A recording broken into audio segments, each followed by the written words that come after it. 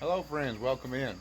So today is going to be part 2 of my basics of flint knapping video, where I'm going to be talking about what I feel to be the absolute bare minimum, the 3 things that you actually have to start flint knapping. And I will discuss in later videos more details on these specific items, but today is just going to be extremely nitty gritty, down to bare bones, basic, you know, just what you can get by with. So follow along as we cover these 3 topics.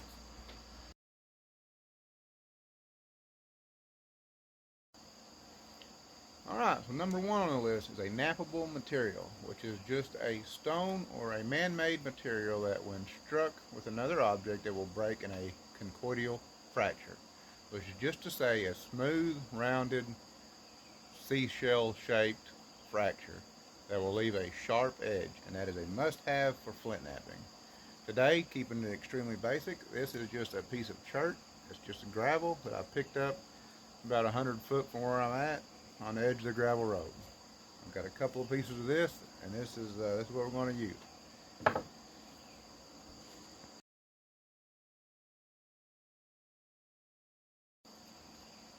Number 2 is going to be some sort of a striker, something that you can use to hit the stone with in order to knock out that flake. And it can simply be another rock, or it could be some sort of a man-made tool. It doesn't need to be extremely hard or slick, such as a steel hammer, although that could work. But for today's video, we're going to be using just a piece of sandstone that I picked up off the road. This is as basic as you can get. Picked it right up here off the end of the driveway, and this is what we're going to be using.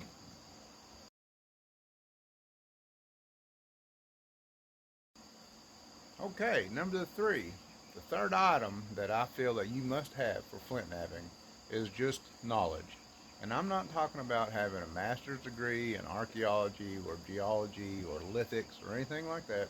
I mean just a simple, basic idea of what it is that you are trying to accomplish. And I am giving you that, this third item, for free on this video series. There's quite a bit of information online. There are many sources that you can learn more about it. I will provide you with this third item for free as a gift just for hanging out with me. Alright, so now let's just talk about the basics of how we're going to use all 3 of these items.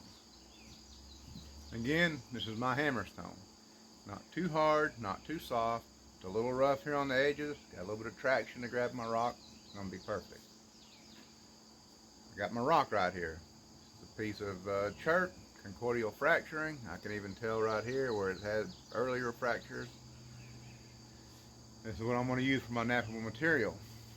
The third thing is my knowledge, knowing what it is I'm trying to accomplish. Now, the early forms of flint knapping, the basic idea was just to make some sort of a chopping tool. Real simple, something they could chop up meat with it, chop up some plant fibers, just a chopping tool. By doing that, I'm going to take this stone and hit down on this rock, and it will break in a conchoidal fracture, which is going to leave a sharp edge here on this stone. Okay, well, my first stone didn't work out too good. It had a crack in here, and it didn't really break out the way I wanted it to. Instead, we're going to try this one. Now, I've got a spot right here. It's just kind of a thin, flat spot. I can hit that with my hammerstone and try to break out my sharp little flake.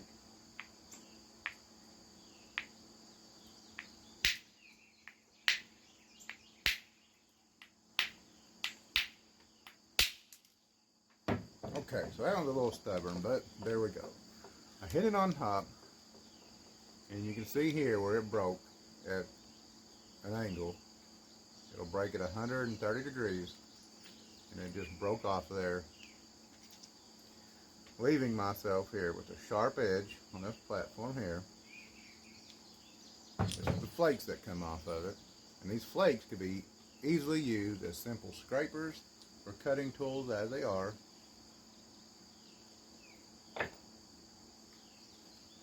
And you've got this nice edge right here.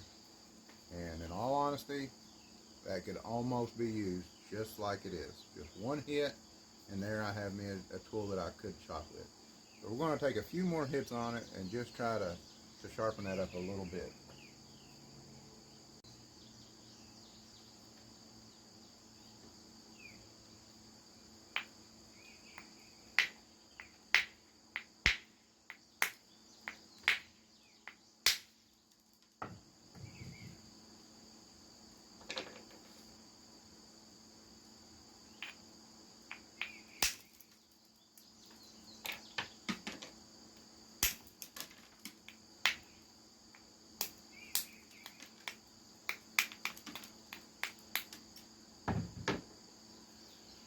Alright, so there we go.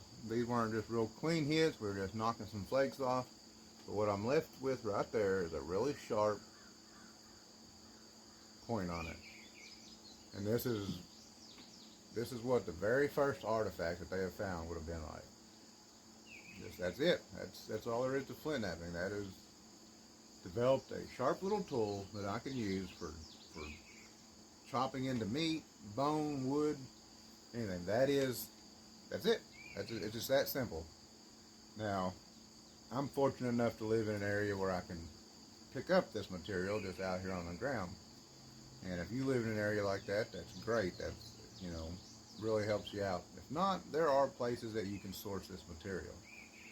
And we will cover that in a later video, but I just wanted to bare bones. This is flintknapping right here. This is how it all got started 3 million years ago. Now I'm going to attempt to come in here and just hit on this platform, knowing that it's going to fracture at that 130 degrees, and try to knock off a big flake that I can use for a cutting tool, such as a hand knife.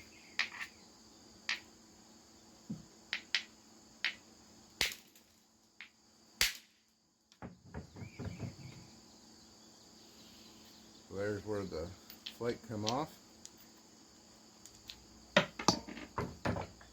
And then there's a really sharp edge right here on either side. And this can easily be used just as a scraper to scrape a piece of wood. It's sharp enough that you can cut something with it. Again, my rock here, I've got good sharp edges on it that I can use to chop with if I need to. And that's it. And then just as time went on, they've learned how to refine their techniques and how to make their tools a little bit more refined. It wouldn't take a whole lot to come in here and try to knock a flake off here, and knock a flake off right here, and then have a little bit sharper tool. They learn how to knock these flakes off, thinner flakes, and follow these ridges and get nice little flakes off to make little knife blades and stuff. That's it. It seems almost too simple, folks, but that is flintknapping. That is the bare bones of flintknapping. It's really just that simple.